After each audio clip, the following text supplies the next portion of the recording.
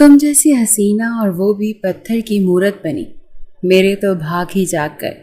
بہت تڑپایا ہے تم نے مجھے، مگر آج جب تک میرا جی نہیں بھرے گا میں تمہارے وجود سے الگ نہیں ہونے والا۔ وہ جو الفاظ اس کے کان کے قریب کہہ رہا تھا اور ساتھ دھیرے دھیرے اپنا ہاتھ اس کے وجود کے نشیب و فراز پر پھیر رہا تھا۔ نہ جانے رات کا کون سا پہر تھا جب زرنش کو لگا جیسے کوئی اس کے کمرے میں داخل ہوا ہے۔ اسے محسوس ہوا جیسے کمرے کا دروازہ بند ہوا ہے۔ قدموں کی چاپ اس کے پاس آئی تھی اور کسی نے اس کے اوپر سے لحاف اتارا۔ زرنش کا دل زور سے دھڑکا تھا کیونکہ اب اس کے چہرے پر کوئی اپنے ہاتھ کی پوشت پھیر رہا تھا۔ اس کا جی چاہا کہ وہ اس غلیظ ہاتھ کو اپنے چہرے سے دور کر دے، مگر بے بس تھی۔ پھر اسے لگا جیسے کوئی اپنے ہونٹوں سے اس کے چہرے کو چھو رہا ہے۔ خوبصورت ہو تم لڑکی، نہایت دھیمی آواز تھی۔ وہ اندر سے کانپ گئی تھی لیکن جسم حرکت سے قاصر تھا۔ اسے اپنے اوپر بوجھ سا محسوس ہوا تھا، کب سے اس موقع کی تلاش میں تھا اور ملا ہے پہلی بار تمہیں دیکھ کر۔ جذبات بے قابو ہو گئے تھے مگر اپنے وجود پر ایک شخص کا وزن محسوس کر کے زرنش کو لگا وہ سانس نہیں لے پائے گی۔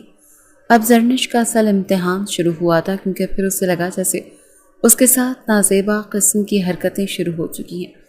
اسے کوئی بہت بری طرح سے نوچ رہا تھا، اپنی شدتیں اس کے وجود پر بکھیر رہا تھا، جسے سہنا اس کے لیے ایک تکلیف دہ عمل تھا۔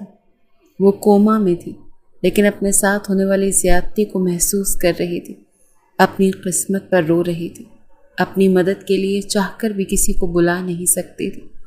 وہ جو کوئی بھی تھا دھیرے دھیرے اس کے وجود سے بڑی فرصت سے ہر ایک پردہ الگ کرتا جا رہا تھا۔ وہ بے بسی کی مورت بنی روئے جا رہی تھی۔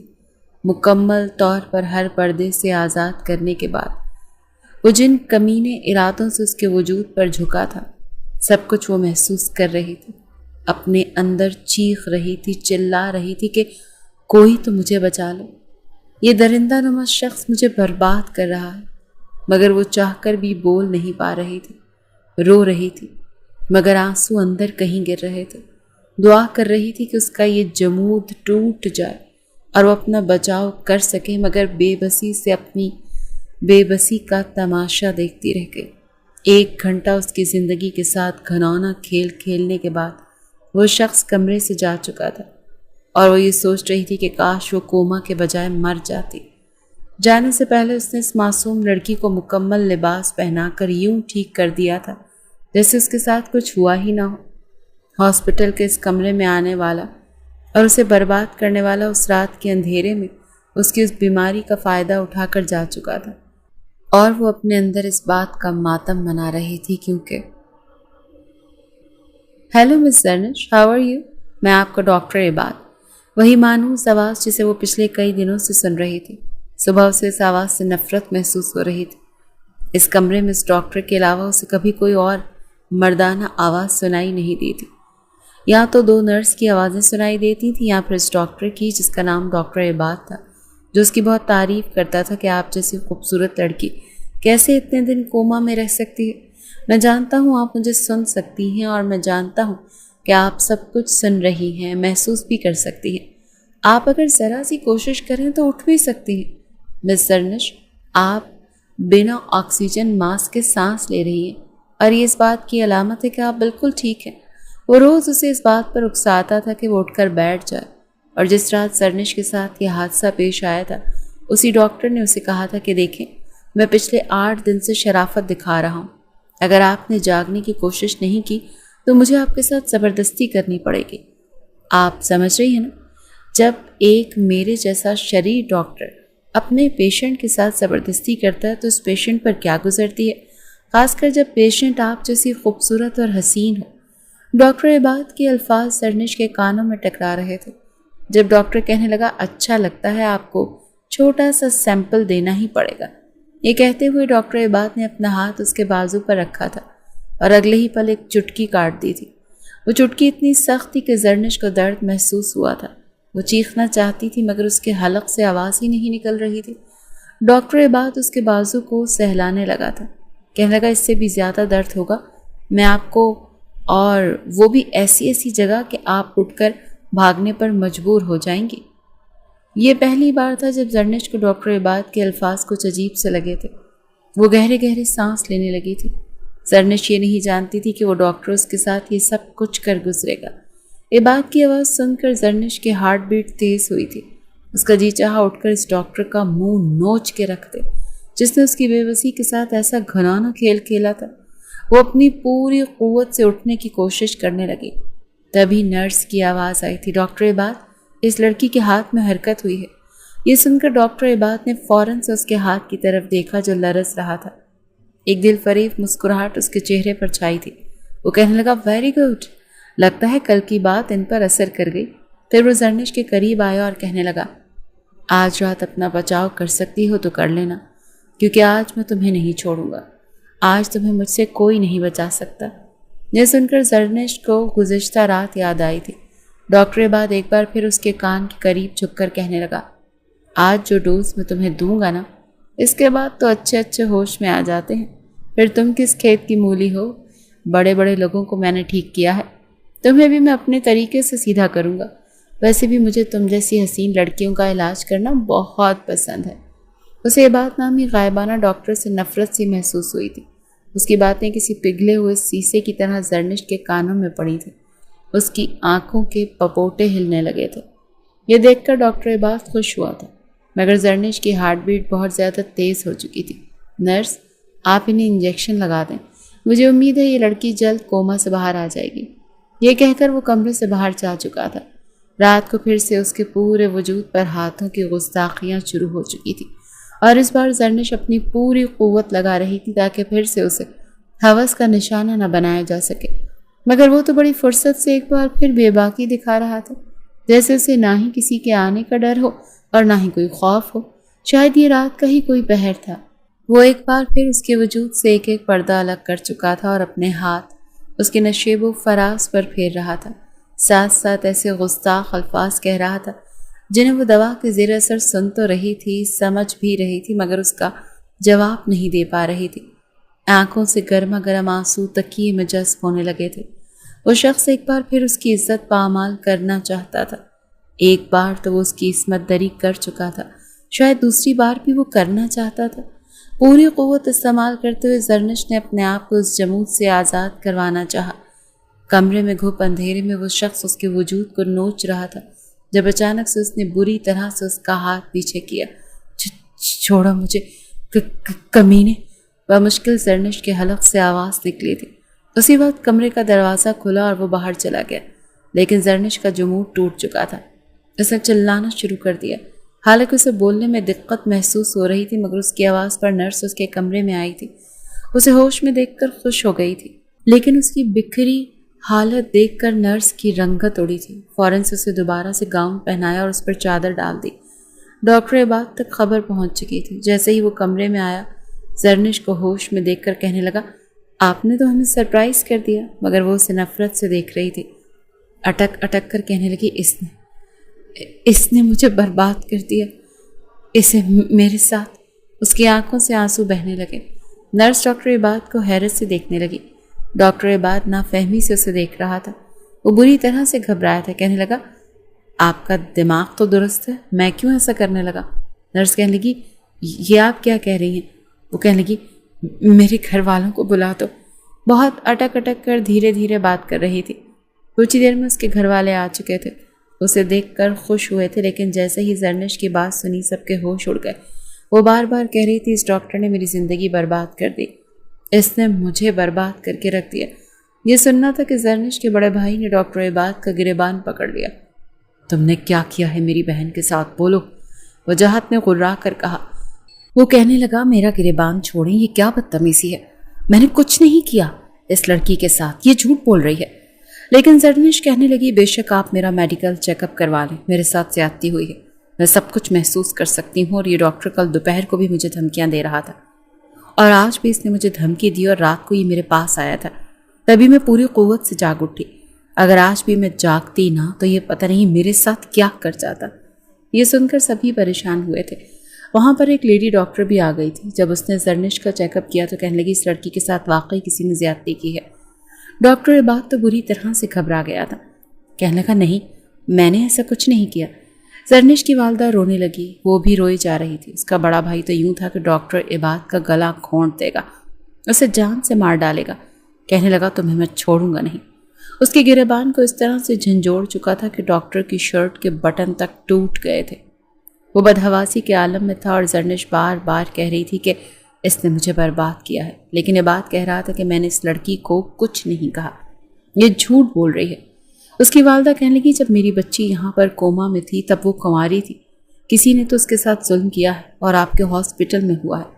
بہرحال CCTV کیمرہ دیکھا گیا، کمرے کے اندر کا کیمرہ آن کیا گیا تو کمرے میں گھپ اندھیرا تھا۔ بس اتنا پتا چلا تھا کہ کوئی اس کے کمرے میں آیا تھا اور اس کے اوپر بھی لیٹا تھا، لیکن اندھیرے کی وجہ سے کچھ بھی صاف دکھائی نہیں دے رہا تھا۔ اس شخص کا چہرہ عیاں نہیں تھا اور اس سے پہلے ڈاکٹر عباد ہی آخری دفعہ اس کے کمرے میں آیا تھا۔ اس کا چیک اپ کیا گیا تھا اور اس کے رخسار تھپ تھپا کر یہی کہنے لگے تھے کہ جلدی سے ہوش میں آ جاؤ لڑکی، ورنہ میں تمہارے ساتھ زیادتی کروں گا، پھر ہی تمہیں ہوش آئے گا۔ کمرے کی لائٹ انہوں نے ہی بند کی تھی اور پھر وہ چلے گئے۔ جس طرح کوما پیشنٹ کے کمرے بنے ہوئے تھے، زیادہ تر لوگوں کا آنا جانا وہاں نہیں تھا، اسی لیے رات میں کوریڈور کی لائٹ بھی بند ہو چکی تھی۔ جس نے بھی یہ سب کیا تھا پری پلان کیا تھا۔ زرنش کے کمرے میں آنے سے پہلے کوریڈور کی لائٹ بند ہوئی تھی تاکہ اسے کوئی پہچان نہ سکے۔ کمرے کے باہر رکھی کرسی پر وائٹ کوٹ اتار کر رکھا گیا تھا اور پھر ہی جانے والا اندر گیا تھا۔ جس طرح کی دھمکیاں ڈاکٹر عباد نے اسے دی تھی، نرسیں بھی اس بات کی گواہ تھی اور وہ رو دینے کو تھا۔ وہ بار بار یہی کہہ رہا تھا کہ میں نے کچھ بھی نہیں کیا، لیکن وجاہت نے اس کے منہ پر مکے مارنے شروع کر دیے۔ ڈاکٹر عباد کا چشمہ زمین پر گر کے ٹوٹا تھا، سب لوگ اسی پر انگلیاں اٹھا رہے تھے۔ وہ تو بار بار کہہ رہا تھا کہ میں نے کچھ نہیں کیا، مجھے بولنے کا موقع تو دو، میں نہیں جانتا اس کے ساتھ کس نے کیا ہے۔ لیکن وجاہت کے چند دوست اور چچا بھی وہاں پر آ گئے۔ بہت تماشا لگ چکا تھا، پولیس کو بھی بلوا لیا گیا۔ وہ اس قدر گھبرا گیا تھا کہ اسے سمجھ میں نہیں آ رہا تھا کہ کیا کرے اور کیا نہ کرے۔ بہرحال زرنش کے چچا نے کہا کہ جو کچھ اس نے ہماری بچی کے ساتھ کیا ہے، ہم اس پر کیس بھی کر دیں تو ہماری بیٹی کی عزت واپس نہیں آئے گی اور ہو سکتا ہے کہ اس ڈاکٹر کو زیادہ سزا نہ ہو، یہ پھر سے رہا ہو جائے گا۔ چند سال اس کو سزا ملے گی، اسی لیے جب عزت کا کھلواڑ اس نے کیا ہے تو نکاح بھی یہی کرے گا۔ یہ سن کر عباد کہنے لگا یہ لڑکی جھوٹی ہے، یہ کوما پیشنٹ تھی، یہ کیسے کہہ سکتی ہے کہ میں نے اس کے ساتھ زیادتی کی ہے؟ کیمرے کی فوٹیج میں چہرہ صاف دکھائی نہیں دے رہا، آپ لوگ کیسے مجھ پر الزام لگا سکتے ہیں؟ میں سچ کہہ رہا ہوں، میں نے اس کے ساتھ کچھ نہیں کیا۔ عباد کے کچھ دوست اور عباد کی والدہ تک ہاسپٹل پہنچ گئی تھی۔ جس طرح کی سچویشن تھی انہیں بھی اپنے بیٹے پر شک ہونے لگا تھا اور وہ کہنے لگی عباد مجھے تم سے یہ امید نہیں تھی۔ وہ کہنے لگا امی آپ کو بھی مجھ پر بھروسہ نہیں ہے؟ وہ کہنے لگی جو کچھ میں نے دیکھا میں کسی پر بھروسے کروں؟ میں نہیں جانتی کہ تمہیں اس لڑکی سے نکاح کرنا ہی پڑے گا۔ لیکن زرنش کہنے لگی مجھے نہیں کرنا اس شخص سے نکاح، مجھے اس سے نفرت ہے۔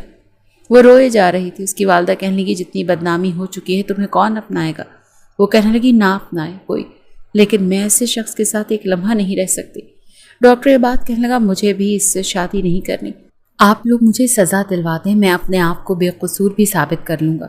یہ سن کر وجاہت کو اور غصہ آیا، کہنے لگا تو پیسے کے زور پر اپنے آپ کو بچا نہیں سکتا، میری بہن سے نکاح کرو ورنہ میں تمہاری جان لے لوں گا۔ بہرحال سمجھا بجھا کر زرنش کو بھی اس کی والدہ نے اس بات پر آمادہ کیا کہ تمہاری بہت زیادہ بدنامی ہو چکی ہے، کوئی تمہیں نہیں اپنائے گا، غلط اس نے کیا ہے تو عزت بھی اسی ڈاکٹر کو دینی چاہیے۔ اور ڈاکٹر عباد کی والدہ نے بھی یہی کہا کہ تم جذبات میں آ کر غلطی تو کر بیٹھے ہو، بہتر ہے کہ اس لڑکی کو اپنا لو ورنہ میں تمہیں دودھ بھی نہیں بخشوں گی۔ ڈاکٹر عباد کی یہ حالت تھی کہ جی چاہ رہا تھا زمین پھٹے اور وہ دفن ہو جائے۔ بہرحال مولانا صاحب کو بھی بلا لیا گیا اور وہیں اس کا اور زرنش کا نکاح ہو چکا تھا، ایک ایسی لڑکی سے جسے 8 دن پہلے وہ جانتا تک نہیں تھا۔ اس کے علاوہ صرف ایک پیشنٹ تھی جو کار ایکسیڈنٹ کے کیس میں ہاسپٹل لائی گئی تھی، لیکن گاڑی ایکسیڈنٹ کے دوران پلٹا کھا چکی تھی، چوٹ لڑکی کے سر پر لگی اور تب سے وہ کوما میں تھی۔ بظاہر تو چوٹوں کا علاج ہو چکا تھا لیکن اسے ہوش نہیں آ رہی تھی۔ ڈاکٹر عباد نے جب اس لڑکی کو دیکھا تو سمجھ چکا تھا کہ دماغ پر چوٹ لگنے سے ایسا ہوا ہے۔ وہ اس کو سن سکتی ہے، محسوس بھی کر سکتی ہے، بس اپنی قوت مدافعت کو تھوڑا سا زیادہ استعمال کرے گی تو ہوش میں آ جائے گی، لیکن وہ نہیں جانتا تھا کہ وہ لڑکی اس کے لیے ایک بہت بڑی بدنامی اور آزمائش بن جائے گی۔ نکاح ہونے کے بعد عباد صوفے پر بالکل بے جان بیٹھا تھا اور وہ اپنے فولڈنگ پیڈ پر جیسے اسے نیچے اتارنے کی کوشش کی تھی تو پتہ چلا کہ ابھی تک اس کے پاؤں کام نہیں کر رہے۔ وہ اپنے ہاتھ ہلا پا رہی تھی، بات کر رہی تھی، اٹھ کر بیٹھ بھی گئی تھی، لیکن نیچے کا حصہ ابھی بھی بے جان سا تھا۔ اسے ویل چیئر پر بٹھایا گیا۔ وہ بضد تھی کہ واپس اپنے گھر جائے گی، اپنی ماں کے پاس۔ عباد اس وقت اتنے غصے میں تھا کہ جس کی کوئی حد نہیں۔ وہ لڑکی زبردستی اس کے گلے پڑی تھی۔ اس وقت اس کے ہونٹوں کے کنارے سے خون بہہ رہا تھا کیونکہ وجاہت نے اس کے چہرے پر مکے برسائے تھے۔ آنکھ کے قریب نیل کا نشان تھا۔ بڑے غصے سے کہنے لگا، نہیں، یہ میرے ساتھ جائے گی۔ جب میں نے اسے برباد کیا ہے تو رکھوں گا بھی میں ہی اپنے پاس۔ زرنش نے بڑی نفرت سے اسے دیکھا تھا، جو نکاح ہوتے ہی اپنا جرم قبول کر چکا تھا۔ زرنش نے روتے ہوئے اس کی طرف دیکھنے لگی، پھر کہنے لگی، مجھے پہلے ہی پتا تھا کہ میرے ساتھ غلط کرنے والا کوئی اور نہیں بلکہ تم ہی ہو۔ تم جیسے ڈاکٹر نہیں بلکہ حیوان ہوتے ہیں۔ اس کے جو منہ میں آ رہا تھا وہ بولے جا رہی تھی، اور عباد غصے سے گھور کر اسے دیکھ رہا تھا۔ وہ اٹھ کر کھڑا ہوا اور اس کی ویل چیئر پکڑ کر کمرے سے باہر نکل گیا۔ آنکھیں سرخ تھیں، اس کی والدہ بھی اس کے پیچھے پیچھے زرنش کے گھر والوں سے معذرت کرتے ہوئے باہر آئی تھی۔ عباد کو تکلیف اس بات کی تھی کہ اس کی ماں نے بھی اس پر بھروسہ نہیں کیا تھا۔ کیا وہ انہیں ایسا لگتا تھا؟ اتنے کمزور کردار کا مالک تھا، انہیں اپنے بیٹے پر بھروسہ نہیں تھا۔ بہرحال باہر آتے ہی اس نے اپنی گاڑی کی پچھلی نشست کا دروازہ کھولا، اور جیسے ہی زرنش کو گود میں اٹھانے لگا تو اس نے اس کا ہاتھ پیچھے کیا۔ وہ رو رہی تھی، نفرت سے اسے دیکھ رہی تھی۔ دیکھ تو عباد بھی اسے غصے اور نفرت سے ہی رہا تھا، جو اس کا ہاتھ پیچھے جھٹک چکی تھی، لیکن اس بار عباد نے اسے قہر بھری نظروں سے دیکھا اور زبردستی اسے اپنی گود میں بھر کر گاڑی کی پچھلی نشست پر بٹھا چکا تھا۔ اس کی والدہ بھی پیچھے ہی بیٹھ گئی۔ ویل چیئر اس نے چوکیدار سے کہہ کر بند کروائی اور اپنی ڈگی میں رکھوا لی۔ گاڑی اس نے بڑی رف چلائی تھی۔ اس کی والدہ بھی چپ تھی کیونکہ ویڈیو فوٹیج میں جس طرح سے کوٹ اتار کر باہر رکھا وہ شخص اندر گیا تھا، انہیں لگا تو شاید عباد ہی ہے۔ جس طرح کی وہ باتیں کرتا تھا اس کی والدہ کو لگا شاید خوبصورت لڑکی کو دیکھ کر وہ بہک گیا تھا، کیونکہ جب بھی کسی خوبصورت لڑکی کو دیکھتا تھا تو اپنی ماں کو اشارے کرتا تھا، امی دیکھیں نا کتنی خوبصورت ہے، کہیں تو آپ کی بہو بنا دو۔ اس کی والدہ اس کی کمر پر تھپکی لگاتی تھی۔ وہ سمجھتی تھی مذاق کر رہا ہے، شرم نہیں آتی دوسروں کی بہن بیٹیوں کو دیکھتے ہوئے۔ وہ کہنے لگا، لو، انسان دوسروں کی ہی بہن بیٹیاں دیکھتا ہے، نہ میری تو کوئی بہن نہیں، اور اپنی بہن بیٹی کو کوئی نظروں سے تھوڑی دیکھتا ہے۔ جب تک میں دوسروں کی بہن اور بیٹیاں نہیں دیکھوں گا تو آپ کی بہو کیسے چنوں گا؟ اور خوبصورت لڑکیوں کو تو دیکھ کر میرا دل مچلنے لگتا ہے، نظر خود بخود ہی اٹھنے لگتی ہے۔ سمجھا کرے نا امی۔ کبھی آنکھ ونک کر کے وہ اپنی والدہ کو تنگ کرتا تھا، کہنے لگی، دیکھ لینا، تمہارے لیے ایسی لڑکی ڈھونڈوں گی جو ذرا بھی خوبصورت نہ ہو۔ اس کی والدہ نے بھی مذاق کیا تھا، امی، میں اس معاملے میں کمپرومائز نہیں کروں گا۔ اگر آپ نے ایسی کسی لڑکی کو میرے لیے چنا تو میں کسی بھی لڑکی سے زبردستی نکاح کر کے اسے گھر لے آؤں گا جو خوبصورت ہوگی، پھر مجھ سے شکایت مت کریے گا۔ یہ سن کر اس کی والدہ نے سنجیدگی سے اسے دیکھا تھا۔ عباد، دیکھو، مذاق میں بھی یہ بات مجھے پسند نہیں ہے۔ امی، میں ٹھیک کہہ رہا ہوں، مذاق نہیں کر رہا، اسی لیے میرے لیے خوبصورت لڑکی کا انتخاب کریے گا، ورنہ میں سچ مچ کسی خوبصورت لڑکی سے خود ہی نکاح کر کے آ جاؤں گا۔ مشرا بیگم کے دماغ میں بیٹے کی باتیں گونج رہی تھیں۔ انہوں نے اپنی بھانجی کو پسند کیا تھا، لیکن یہ بات اس کے لیے صاف انکار کر چکا تھا کیونکہ وہ خوبصورت نہیں تھی۔ شاید اسی لیے اس خوبصورت لڑکی کو دیکھ کر مشرا بیگم کو بیٹے پر غصہ آیا تھا، کچھ نفرت کا احساس بھی ہوا تھا۔ برابر میں بیٹھی 19 سالہ لڑکی پر ترس بھی آیا تھا جو ان کے بیٹے سے 10 سال چھوٹی تھی۔ عباد کا گھر ایک اچھے اور پوش علاقے میں تھا، لیکن زیادہ بڑا نہیں تھا، بس ایک کار پارکنگ کی جگہ تھی اور گراؤنڈ فلور پر صرف ایک کمرہ تھا۔ باورچی خانہ تھا اور ایک ڈرائنگ روم تھا، اور نیچے بنے ہوئے کمرے میں اس کی والدہ رہتی تھی۔ عباد کا کمرہ اوپر تھا اور ایک اور کمرہ بھی اوپر موجود تھا جو گیسٹ روم کے طور پر رکھا گیا تھا۔ بہت بڑی گیلری تھی جو عباد کے کمرے میں تھی۔ جیسے ہی گاڑی ان کے گھر کے اندر پارک کی تو اس کی والدہ کہنے لگی، اس لڑکی کو میرے کمرے میں لے کر جانا۔ عباد کے ماتھے پر پھر سے بل پڑے تھے۔ کیوں امی؟ آپ کے کمرے میں کیوں لے کر جاؤں؟ میں نے گناہ کیا ہے، اس کے ساتھ زیادتی کی ہے۔ آپ کو لگتا ہے میں قصوروار ہوں؟ زبردستی آپ کے کہنے پر، آپ کے مجبور کرنے پر میں نے اس سے نکاح کیا، تو یہ میرے کمرے میں جائے گی۔ زرنش کہنے لگی، نہیں، مجھے اس شخص کی شکل بھی نہیں دیکھنی۔ اس سے پہلے کہ وہ کچھ اور کہتی، یہ بات غصے سے دھاڑا تھا۔ او یو شٹ اپ! خبردار، جو تم نے کچھ بھی بکواس کی، ایک لفظ بھی بولی نا تو جان نکال لوں گا تمہاری۔ कब से वो अपने गुस्से पर ज़ब्त किए हुए था, लेकिन अब जैसे फट पड़ा था। ये बात की बात सुनकर जरनिश तो खौफ से अंदर तक कांप गई थी और फौरन से चुप हो गई। ये बात कहने लगा, तुम क्या समझती हो, मुझ पर हुक्मरानी जताओगी? खुदा तो तुम जैसे वखरे किस्म के मरीजों से भी बचाए। मैं यहाँ दिन रात एक कर रहा था, तुम्हारा इलाज करने के लिए, तुम्हें ठीक करने के लिए, और तुम मुझ पर ही इल्ज़ाम लगाकर मेरे ही गले पड़ गई। खुद को समझती क्या हो तुम? हाँ, तुम्हारी वजह से मेरे घर वाले मुझ पर शक कर रहे हैं। मैं सर उठाकर अपने ख़ानदान की किसी महफिल में नहीं जा पाऊंगा। पहले तुमने मुझसे निकाह के लिए हामी भर, और अब जो निकाह करके लाया हूं तो बिला वजह के ड्रामे दिखा रही हूं। अगर बाकियों को शर्म नहीं है मेरे किरदार खुशी कर रहे हैं, तो हाँ, मुझे भी शर्म नहीं है जब मैं तुम्हारी बेहोशी में तुम्हारा फ़ायदा उठाकर तुम्हारे साथ वो सब कुछ कर सकता हूँ, और बकौल तुम्हारे 2 बार कर सकता हूँ। तो फिर अब तो तुम्हारे हाथ पाँव भी सलामत हो गए हैं, थोड़ी बहुत हिलने चलने भी लगी है। क्या पता मेरे करीब आने से तुम्हारी बाकी का जो जिस्म बेहरकत है वो भी काम करने लग जाए। शर्म के मारे जरनिश का चेहरा लाल सुर्ख हो चुका था।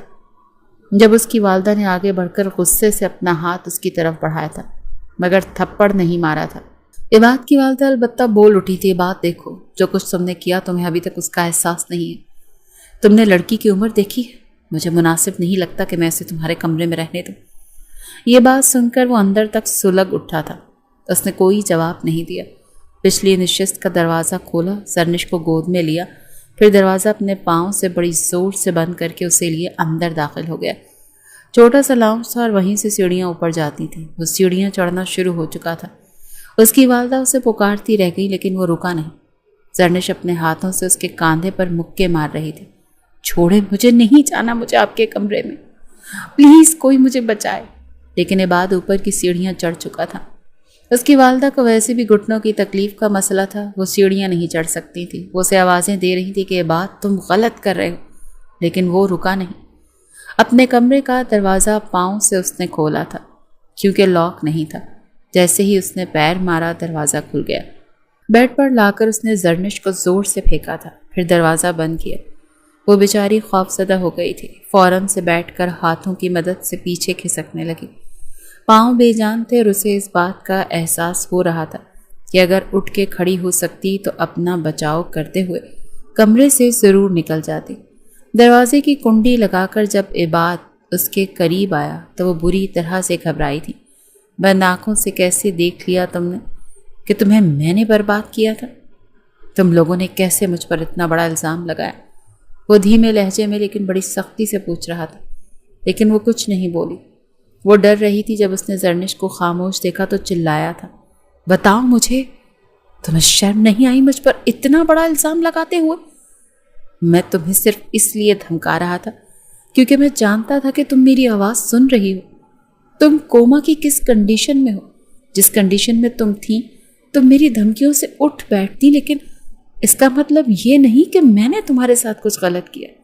तुमने इतना वावेला मचाया कि मेरी किसी ने बात तक नहीं सुनी। लेकिन फिर भी मैं मेडिकल टेस्ट करवाऊंगा और तुम पर यह साबित करूंगा कि तुम्हारे साथ जो कुछ हुआ है वो मैंने नहीं किया, और इसके बाद तुम्हारी ज़िंदगी में जहन्नुम बना कर रख दूंगा। तुमने मुझे बदनाम करके रख दिया। मैं हॉस्पिटल में किसी को मुंह दिखाने के काबिल नहीं रहा। नौकरी छूट गई, कोई हॉस्पिटल मुझे काम करने के लिए नहीं रखेगा। तुम्हें अंदाज़ा है तुमने मेरे साथ क्या किया? वो चिल्लाया था। जरनिश ने खौफ से आंखें बंद की। टप टप आंखों से आंसू बह रहे थे। वो कहने लगा, मेरा जी चाह रहा है कि मैं तुम्हारा गला दबाकर तुम्हें जान से मार डालूं। अच्छा होता तुम होश में ही ना आती। अगर मुझे पता होता कि तुम होश में आकर मेरी ज़िंदगी को बर्बाद कर दोगी तो मैं तुम्हें जहर का टीका लगा देता। अभी वो उससे बात कर ही रहा था जब दरवाजे पर दस्तक हुई। इबाद मुबादा, दरवाज़ा खोलो। बुशरा बेगम बड़ी मुश्किल से सीढ़ियाँ चढ़कर ऊपर पहुंची थी। जानती थी अव्वल तो इबाद गुस्सा बहुत कम करता है, लेकिन जब करता है तो पागल हो जाता है। इबाद ने जैसे अपनी मुट्ठियाँ भींच कर अपने आप को कंट्रोल किया। इस वक्त उसका चेहरा जरनिश के चेहरे के करीब था और वो आंखें बंद किए कांप रही थी। वो पीछे हट गया और जाकर कमरे का दरवाज़ा खोल दिया। उसकी वालदा बुरी तरह से हाँप रही थी। क्या किया तुमने बच्ची के साथ? बुशरा बेगम फ़ौरन से जरनिश के पास आई थी। وہ رو رہی تھی. کہنے لگا کچھ نہیں کیا میں نے امی, مجھے آپ پر افسوس ہے. آپ کو میں ایسا لگتا ہوں کہ ایک لڑکی کی عزت کو برباد کر دوں گا؟ مجھے دوسروں کا افسوس نہیں, مجھے آپ پر افسوس ہے کہ آپ کو اپنے خون پر شک تھا یا پھر اپنی تربیت پر بھروسہ نہیں تھا. عباد کی آنکھوں میں بھی آنسو جھلملا رہے تھے. بشریٰ بیگم نظریں چرا گئیں جس وقت سچویشن تھی وہ خود بھی سمجھ نہیں پا رہی تھی, لیکن اب لگ رہا تھا جیسے بیٹے کے ساتھ زیادتی کر گئی ہیں. وہ صوفے پر بیٹھ چکا تھا, دونوں ہاتھوں سے اپنے بال اس نے پکڑ لیے. غصہ اس قدر تھا کہ برداشت ہی نہیں ہو رہا تھا. جتنی تذلیل اس کی ہو چکی تھی وہ تو سوچ بھی نہیں سکتا تھا. ایک گہری سانس لے کر کہنے لگا, میں کل ہی اس لڑکی کا اور اپنا میڈیکل ٹیسٹ کرواؤں گا اور اس رپورٹ سے ثابت ہو جائے گا کہ میں نے اس لڑکی کے ساتھ کچھ نہیں کیا. اگر اس کے ساتھ کچھ غلط ہوا ہے تو کرنے والا کوئی اور ہے. میرے بے گناہ ثابت ہوتے ہی یہ لڑکی سب کے سامنے اپنے منہ سے کہے گی کہ میں بے قصور ہوں اور اس نے مجھ پر جھوٹا الزام لگایا ہے. اس کے بعد میں اسے طلاق دے دوں گا.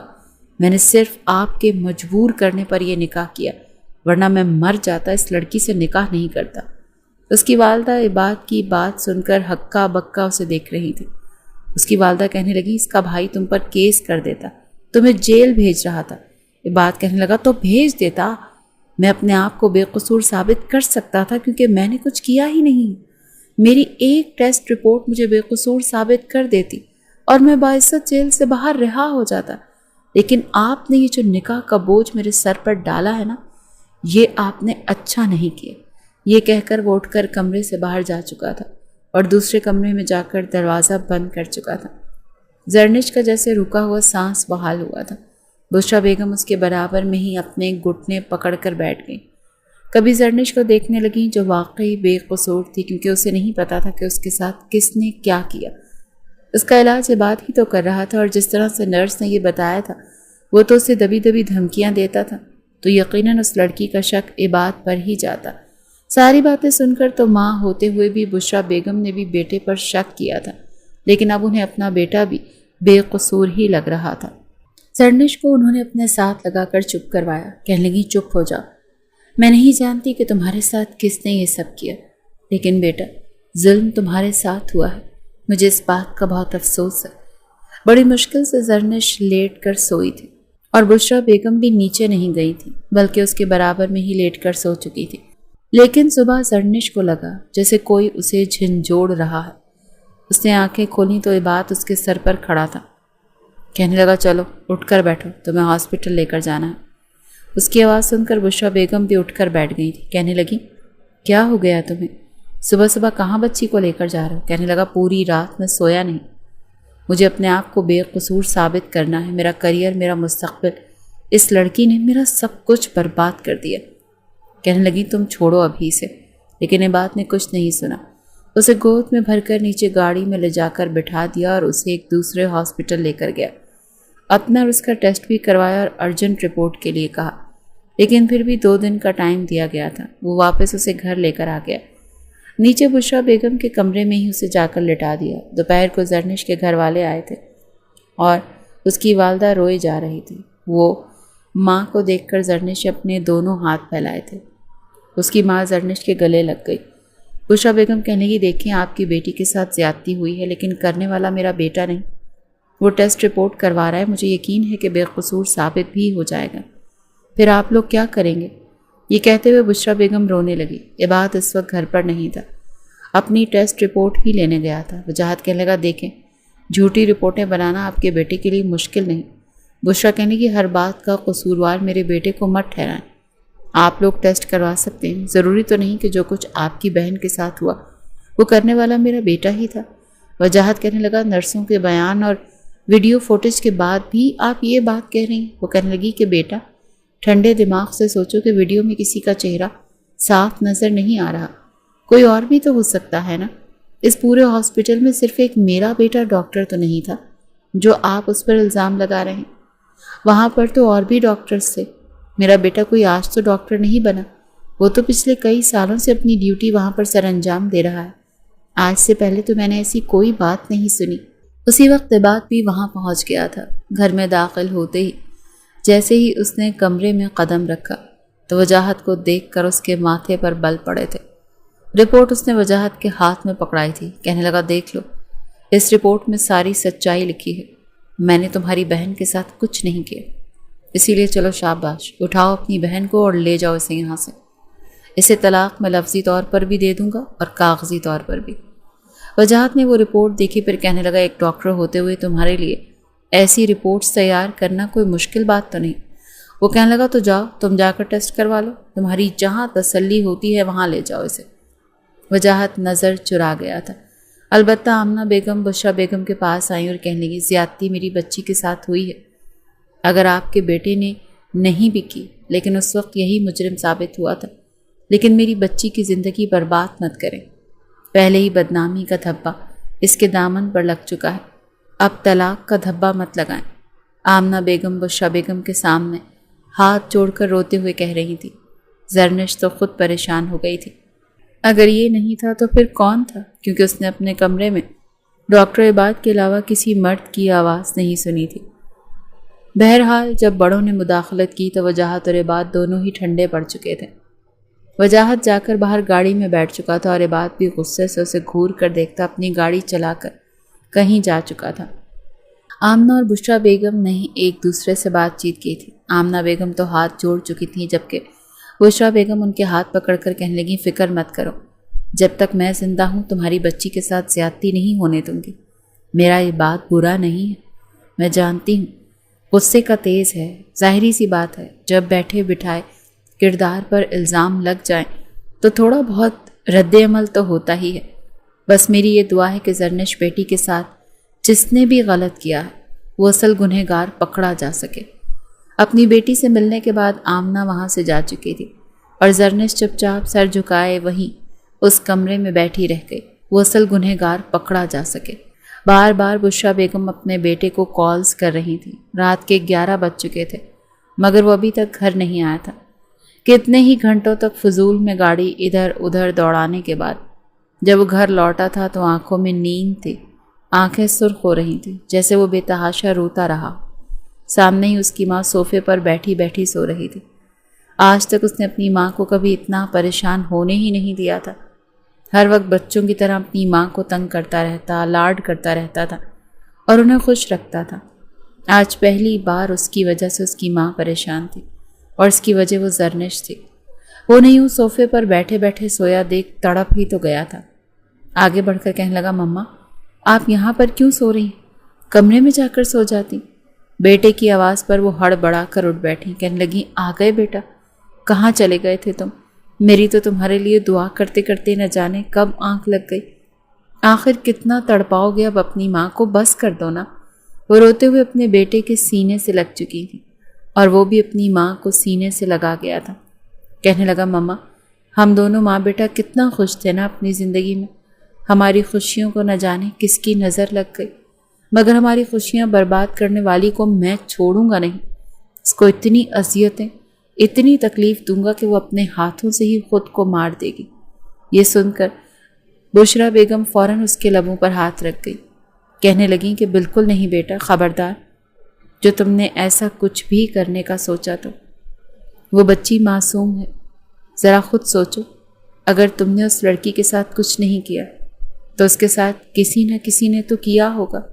تم ڈاکٹر تھے، 1 ہفتے تک تم اس کا علاج کرتے رہے، بجائے غصے سے ایک دوسرے کو باتیں سنانے کے اور نفرتیں بڑھانے کے تم دونوں کو ایک ساتھ بیٹھ کر اس معاملے کی تہہ تک جانا چاہیے تاکہ حقیقت سب کے سامنے آ سکے۔ آخر کیوں وہ تم پر الزام لگا رہی ہے؟ بات کو کھل کر ایک دوسرے سے کرو تاکہ سب سمجھ میں آئے۔ وہ بیوی ہے تمہاری، اب تم دونوں کے بیچ کوئی پردہ نہیں، کھل کر ایک دوسرے سے سب کچھ کہو۔ یہی بات وہ زرنش سے بھی کر چکی تھی۔ زرنش نے تو بس اپنا سر پکڑ کر بیٹھ چکی تھی۔ وہ اکیلے میں عباد سے ملنا بھی نہیں چاہتی تھی، کہیں وہ اسے غصے میں مار ہی نہ دیتا، یہ کسی طرح کی کوئی اذیت نہ پہنچاتا۔ مگر بشرا بیگم کے سمجھانے پر ٹھنڈے دماغ کے ساتھ عباد اس کمرے میں داخل ہوا تھا۔ بیڈ پر بیٹھی ہوئی زرنش تھوڑی سی سمٹی تھی۔ وہ چلتا ہوا آیا اور کرسی کھینچ کر اس کے سامنے بیٹھ گیا۔ اس کا جی تو چاہ رہا تھا کہ وہ اس لڑکی سے بات کرے، مگر پھر گہری سانس خارج کر کے کہنے لگا، تمہیں کیوں لگا کہ میں نے تمہارے ساتھ یہ سب کچھ کیا ہے؟ زرنش نے خود پر ضبط رکھتے ہوئے کہنے لگی، کیونکہ مجھے اس کمرے میں صرف آپ کی اور 2 نرسوں کی آواز آتی تھی، اس کے علاوہ مجھے کسی مرد کی آواز کبھی سنائی نہیں دی تھی۔ وہ اسے مکمل تفصیل پوچھ رہا تھا اور وہ بتا رہی تھی کہ بدھ اور جمعرات کی رات کو اس کے ساتھ یہ حادثہ ہوا تھا۔ اس سے پہلے اس نے خود پر کسی طرح کا کوئی غلط رویہ نہیں محسوس کیا تھا۔ بدھ کی رات کو سب سے پہلے کسی نے اس کے وجود پر ہاتھ پھیرنا شروع کیا۔ وہ گہری نیند سو رہی تھی، اسے لگا شاید نرس ہے جو اس کے دل کی دھڑکن چیک کر رہی ہے، مگر اس نے تو دھیرے دھیرے اس کا گاؤن ہی کھول دیا تھا۔ وہ روتے ہوئے جو کچھ ہوا تھا بتا رہی تھی اور عباد چپ چاپ اس کی کیفیت کو سن رہا تھا۔ اس نے جس طرح کڑی سے کڑی ملائی تھی اور اس پورے واقعے کو عباد سے جوڑا تھا، وہ سب کچھ اسے بتا چکی تھی، اور عباد ایک گہری سانس خارج کر کے رہ گیا تھا۔ کہنے لگا، تم سچ مچ ڈفر ہو، پاگل ہو، اس سے تو اچھا تھا تمہاری یادداشت ہی چلی جاتی۔ میں تمہیں دوائی کی ڈوز کی بات کیا کرتا تھا، میں جو کہتا تھا کہ آج رات پھر میں تمہارا اچھے سے علاج کروں گا، تو وہ ایک انجیکشن تھا۔ میں تمہاری قوت مدافعت بڑھانے کے لیے، تمہارے دماغ کو زیادہ دیر بیدار رکھنے کے لیے تمہیں روز رات کو انجیکشنز لگاتا تھا تاکہ تمہارا دماغ مکمل طور پر بیدار ہو جائے اور تم اس نیند کی کیفیت سے نکلو۔ زرنش روتے ہوئے آنسو صاف کرنے لگی۔ اس کی ٹانگیں اب کچھ کچھ کام کرنے لگی تھیں، مگر وہ سہارے کے بغیر چل نہیں سکتی تھی۔ وہ کہنے لگا، یاد کرو، کچھ تو یاد کرو، وہ تم سے اور کیا کچھ کہتا تھا؟ زرنش کہنے لگی کہ ہاں، وہ بڑی گندی گندی باتیں کرتا تھا، میرے وجود پر کامنٹ پاس کرتا تھا، مجھے تو کہتے ہوئے بھی گھن آ رہی ہے۔ غصہ تو عباد کو بھی آنے لگا تھا، ذہن پر زور دے کر وہ کچھ سوچنے لگا تھا۔ اس سے پہلے تو بس غصہ اور اکڑ ہی تھی جس نے دونوں کے دماغ پر پردے ڈال رکھے تھے۔ عباد نے کچھ سوچا اور اگلے ہی پل اس کے ذہن میں کئی دھماکے ہوئے۔ زرنش سے کہنے لگا، دعا کرو جو کچھ میں سوچ رہا ہوں وہی سچ نکلے، کیونکہ اگر ایسا ہوا نا تو تمہارے گنہگار کو، بلکہ میرے گنہگار کو میں پکڑ کر جیل کی سلاخوں کے پیچھے چھوڑ کر آؤں گا۔ یہ کہہ کر وہ جنونی انداز میں اٹھا تھا۔ زرنش تو سمجھ ہی نہ پائی کہ وہ کہنا کیا چاہتا ہے۔ وہ بغیر پوری بات بتائے اس کمرے سے جا چکا تھا۔ زرنش صبح کا انتظار کرنے لگی۔ اگلی صبح عباد سیدھا اسی ہاسپٹل گیا تھا۔ اس ہاسپٹل میں داخل ہونے پر پابندی لگائی گئی تھی، اسی لیے اس نے اپنا حلیہ تھوڑا سا بدل دیا تھا۔ شیف تو ویسے ہی اس کی بڑھی ہوئی تھی، بال بھی پہلے سے کافی بڑھ چکے تھے۔ آنکھوں پر چشمہ اور چہرے پر ماسک لگائے وہ ہاسپٹل میں داخل ہوا اور چلتا ہوا اس وارڈ میں داخل ہوا جس میں زرنش ایڈمٹ رہی تھی۔ جیسے جیسے وہ قدم بڑھا رہا تھا، سامنے اسے ایک وارڈ بوائے دکھائی دیا جو اس وقت پوچھا لگا رہا تھا۔ اس کی تیز شاطر نظریں عباد محسوس کرنے لگا۔ وہاں پر جتنے بھی مریضوں کے ساتھ آئی ہوئی عورتیں تھیں یا لڑکیاں تھیں، وہ ان کو بڑی بے باک نظروں سے دیکھ رہا تھا۔ ایک مرد ہی دوسرے مرد کی شاطر نظروں کا پیمانہ ناپ سکتا ہے۔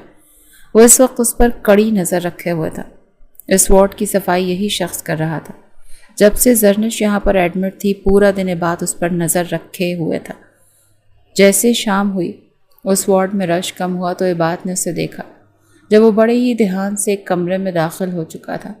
وہاں پر بھی ایک معصوم 13 سالہ لڑکی کو ایڈمٹ کیا گیا تھا جو کہ چھت پر کھیلتے ہوئے چھت سے گر چکی تھی اور دماغ میں خون جم چکا تھا۔ ابھی تک اس بچی کو ہوش نہیں آیا تھا۔ ڈاکٹر نے تو یہ بھی کہہ دیا تھا کہ بچی کے بچنے کے چانسز بہت کم ہیں، اگرچہ بچ بھی گئی تو زندہ لاش ہی رہے گی۔ اس کمرے میں پوچھا لگانے کے بہانے وہ داخل ہوا تھا اور آس پاس دیکھنے کے بعد اس نے بڑے ہی دھیان سے اس بچی کے وجود پر گستاخیاں کرنا شروع کر دیں۔ وہ بے باکی سے اپنا ہاتھ اس کے وجود پر پھیر رہا تھا اور دھیرے دھیرے اس کے گاؤن کو نیچے کرنا شروع کر دیا تھا۔ اس سے پہلے کہ وہ کچھ اور کرتا، عباد اندر داخل ہو چکا تھا۔ اس وقت جس کمرے میں وہ لڑکی رکھی گئی تھی وہاں پر کیمرہ نصب نہیں تھا، مگر وہ اپنے موبائل میں مکمل واقعہ ریکارڈ کر چکا تھا۔ آگے بڑھ کر اس نے وارڈ بوائے کو گریبان سے پکڑ لیا اور مارنے لگا۔ وہاں پر لوگ اکٹھے ہو چکے تھے۔ ہاسپٹل کا باقی کا عملہ اور سینئر ڈاکٹر بھی آ چکے تھے۔ عباد کو وہاں پر دیکھ کر سوال کرنے لگے کہ تم یہاں پر کیا کر رہے ہو، مگر وہ وارڈ بوائے کو سب کے قدموں میں گرا چکا تھا اور ویڈیو دکھانے لگا کہ حقیقی مجرم میں نہیں، یہ دیکھیے اس نے تو معصوم بچی کو بھی نہیں بخشا، کیسی غلیظ حرکتیں کر رہا ہے۔ اس ہاسپٹل میں اگر کچھ غلط ہوا تھا تو وہ کرنے والا میں نہیں بلکہ یہ وارڈ بوائے تھا۔ وہ اس کو مکے پر مکے مار رہا تھا، مگر وہ پھوٹ پھوٹ کر روتے ہوئے کہنے لگا کہ صاحب جی میں غریب آدمی ہوں، یہاں پر نوکری کرتا ہوں، یہاں پر آنے والی سب میری مائیں بہنیں بیٹیاں ہیں، میں تو بس اس بچی کے سر پر ہاتھ پھیر رہا تھا کہ کتنی پیاری بچی ہے، میں نے تو کچھ بھی غلط نہیں کیا۔ مگر تبھی وہاں پر ایک نرس آگے بڑھی تھی، ایک گہری سانس خارج کر کے کہنے لگی، آج صبح جب میں اور میرے ساتھ موجود ساتھی نرس دوسرے وارڈ میں ایک بچی کے بیڈ کی چادر بدل رہے تھے تو ہم نے اس پر سرخ دھبے دیکھے تھے۔ وہ بچی تو محض 12 سال کی تھی۔ ہم کچھ سمجھ نہ پائے کہ یہ سب کچھ کیا ہے، مگر چیک کرنے پر یہ بات واضح ہوئی کہ اس بچی کے ساتھ بھی کسی نے غلط کیا ہے۔ فوراً اس وارڈ بوائے نے اس بچی کا DNA کیا گیا، جس کے بعد یہ رپورٹ سامنے آئی کہ یہ وارڈ بوائے تھا جس نے ایک معصوم بچی کے ساتھ رات کے اندھیرے میں غلط کیا تھا۔ اس کے بعد زرنش اور اس وارڈ بوائے کا بھی ٹیسٹ کیا گیا۔ جب ڈاکٹر نے وہ رپورٹ عباد کے ہاتھ میں دیتے ہوئے انتہائی شرمندگی سے کہا تھا، ہم معافی چاہتے ہیں عباد صاحب، آپ پر جھوٹے الزام لگائے گئے۔ اس رپورٹ میں تو صاف صاف یہی ریزلٹس آئے ہیں کہ زرنش کے ساتھ جو غلط کام کیا گیا وہ کرنے والا بھی یہی وارڈ بوائے ہی تھا۔ وہ سبھی لوگ جو ڈاکٹر عباد پر جملے کس رہے تھے وہ شرمندہ سے ہو چکے تھے اور اس وارڈ بوائے کو پکڑ کر اس کی اچھی خاصی درگت بھی بنا دی گئی تھی۔ عباد غصے سے گھر آیا اور زرنش کو بھی ساتھ لے کر گیا تھا۔ زرنش کے بھائی وجاہت کو بھی اس نے بلا لیا تھا اور کہا تھا کہ یہ ہے آپ لوگوں کا اصل مجرم۔ وجاہت نے تو اس کا منہ توڑ کر رکھ دیا تھا، 2 دانت بھی توڑ دیے تھے۔ وہاں پر پولیس بھی آ چکی تھی اور مکمل انویسٹیگیشن کرنے کے بعد اس وارڈ بوائے کو پکڑ لیا گیا تھا۔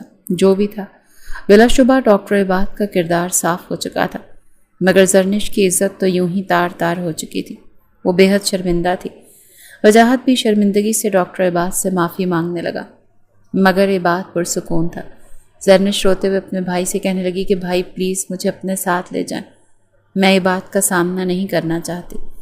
مگر وجاہت کہنے لگا، یہ کیا بے وقوفی ہے، وہ تمہارا شوہر ہے، الزام تم نے لگایا تھا، تم ہی عباد سے معافی مانگو گی، اور اس کے بعد جو تمہارا اور عباد کا فیصلہ ہوا ہم وہ قبول کریں گے۔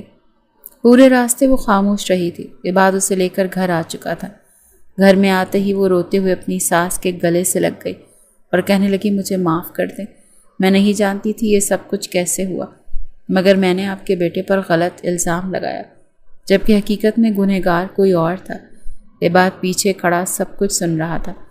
بشرا بیگم کی آنکھوں میں بھی آنسو آ گئے۔ اسے سینے سے لگا کر کہنے لگی، بیٹا اچھا ہوا تمہارا مجرم کیفر کردار تک پہنچ گیا، کوئی بات نہیں، تمہارا مجرم پکڑا گیا اور نہ جانے کتنی لڑکیوں کی زندگی برباد ہونے سے بچ گئی۔ بس اتنا کافی ہے کہ وہ عباد کے سامنے بھی ہاتھ جوڑ کر معافی مانگ رہی تھی، جبکہ عباد کہنے لگا، تم نے میرے ساتھ جو کچھ کیا میں اسے اتنی آسانی سے نہیں بھول سکتا، میری ریپوٹیشن خراب ہوئی ہے۔ زرنش رو رو کر یہی دعا کر رہی تھی، اس سے تو اچھا تھا کہ وہ اس کار ایکسیڈنٹ میں مر ہی جاتی، زندہ نہ بچتی۔ عباد کے سامنے اسے جی بھر کر شرمندگی محسوس ہو رہی تھی۔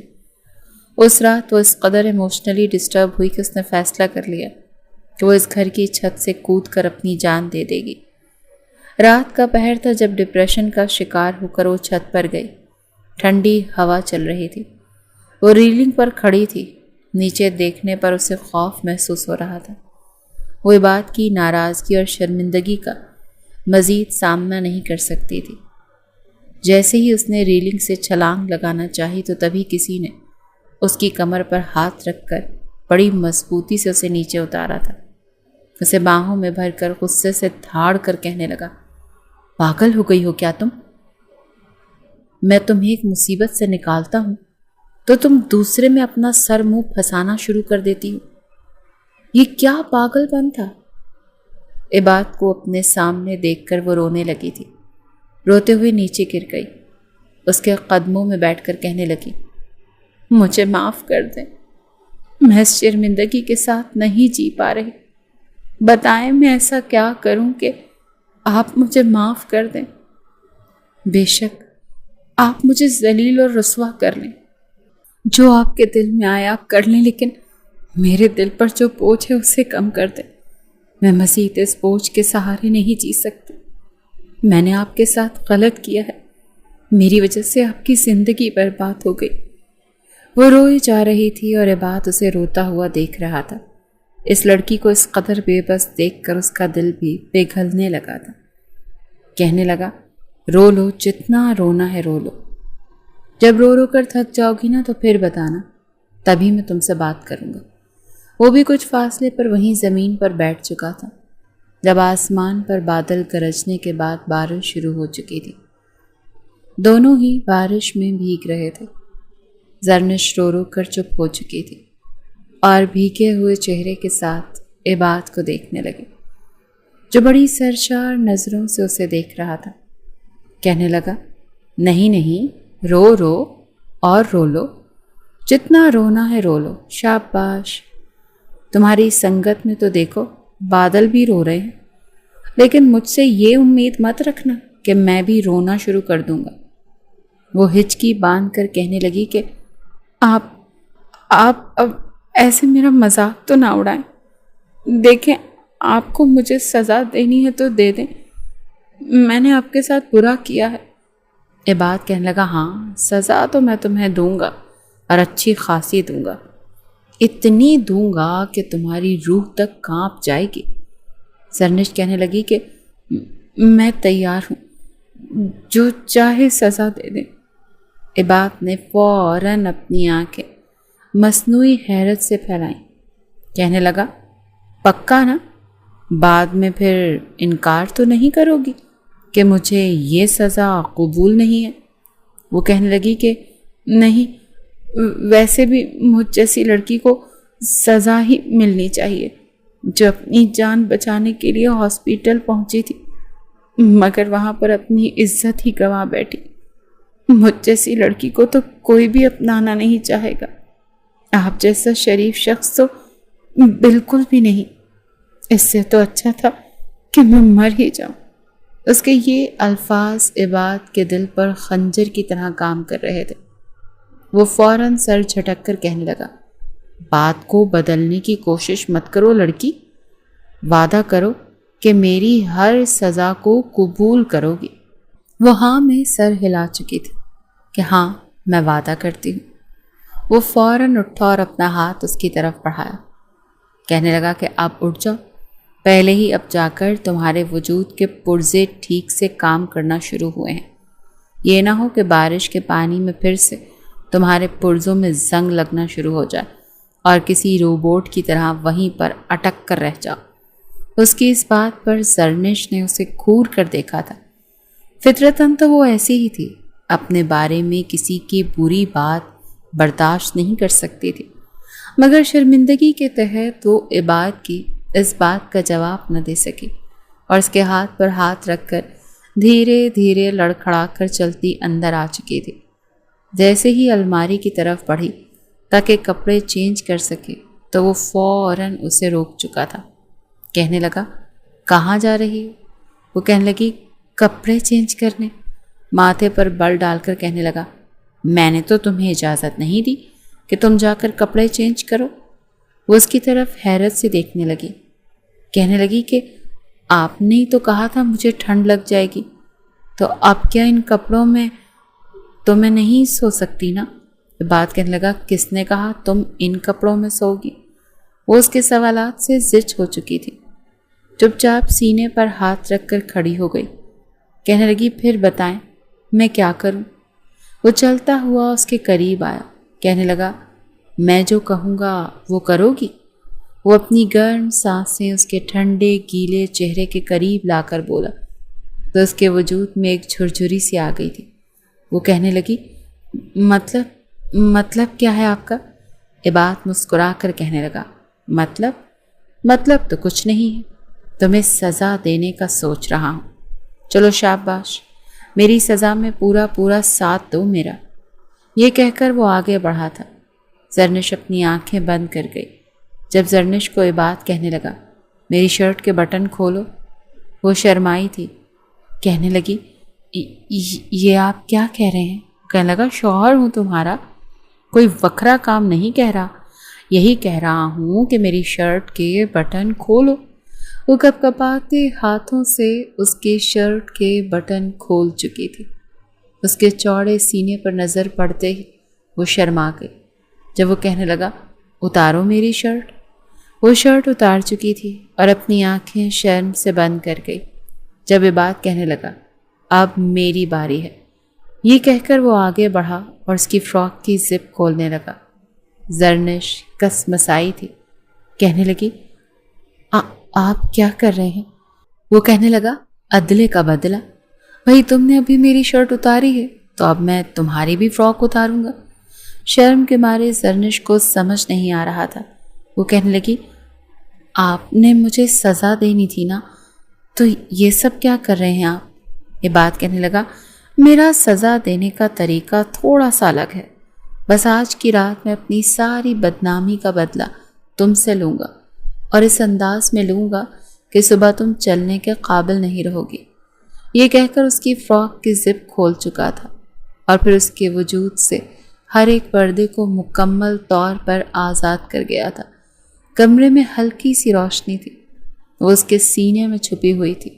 وہ اسے اپنی باہوں میں بھر کر بیڈ پر لے آیا اور پھر کہنے لگا بچ کر دکھاؤ اب مجھ سے۔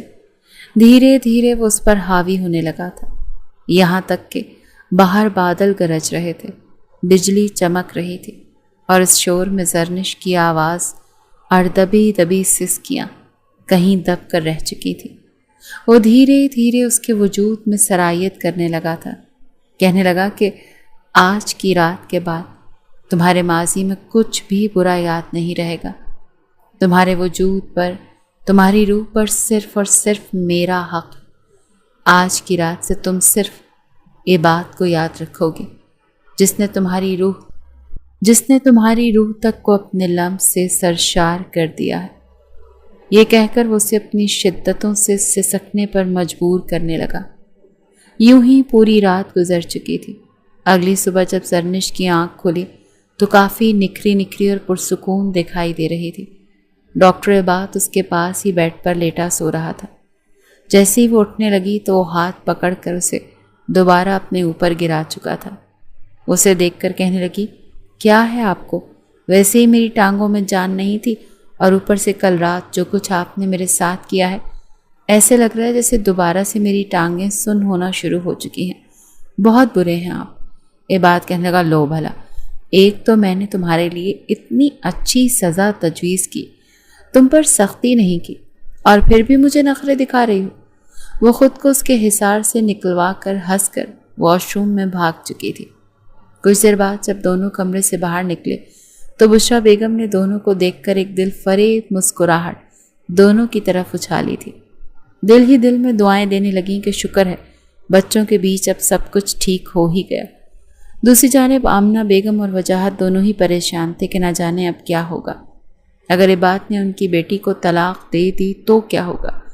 وہ گھر میں یوں ہی اداس سے بیٹھے تھے جب گھر میں زرنش داخل ہوئی تھی۔ زرنش کو دیکھ کر آمنہ بیگم کا تو کلیجہ حلق میں آ گیا، مگر ساتھ مسکراتے ہوئے عباد کو دیکھ کر جیسے ان کے حواس بحال ہوئے تھے۔ وہ دونوں مسکراتے ہوئے اندر داخل ہوئے تھے۔ وہ اپنی ماں سے اور بھائی سے ملی تھی۔ وجاہت بھی تھوڑا جھجک رہا تھا، نادم تھا، مگر عباد نے گویا سب کچھ بھلا کر اپنے سالے کو اپنے سینے سے لگایا تھا، اور دونوں یوں باتیں کرنے بیٹھ چکے تھے جیسے کچھ ہوا ہی نہ ہو۔ وہیں وہ آمنہ بیگم کو بتا چکی تھی کہ بے فکر رہیں، عباد برا لڑکا نہیں ہے، وہ بہت اچھے ہیں، مجھ سے بہت محبت کرتے ہیں اور مجھے نہیں چھوڑیں گے۔ آمنہ بیگم تو اپنے داماد کے لاڈ اٹھانے لگی تھی۔ یہاں پر پورا دن گزارنے کے بعد رات کا کھانا کھا کر دونوں واپس گھر کی طرف لوٹ آئے تھے، اور آنکھیں موند کر زرنش گہری سانس خارج کر چکی تھی۔ عباد اس کا ہاتھ پکڑ کر کار ڈرائیو کر رہا تھا، کہہ رہا تھا کہ میں ہنی مون پر جانا چاہتا ہوں، 10 دن کی چھٹیاں تو مجھے مل ہی جائیں گی، اور مسکرا کر کہہ رہی تھی کہ ہم آپ کی امی کو بھی ساتھ لے کر جائیں گے، بھلا وہ اکیلے گھر میں کیا کریں گی۔ یوں ہی کھٹی میٹھی باتوں میں یہ سفر آگے بڑھ رہا تھا، اور زرنش اپنا سر عباد کے کاندھے پر رکھ چکی تھی۔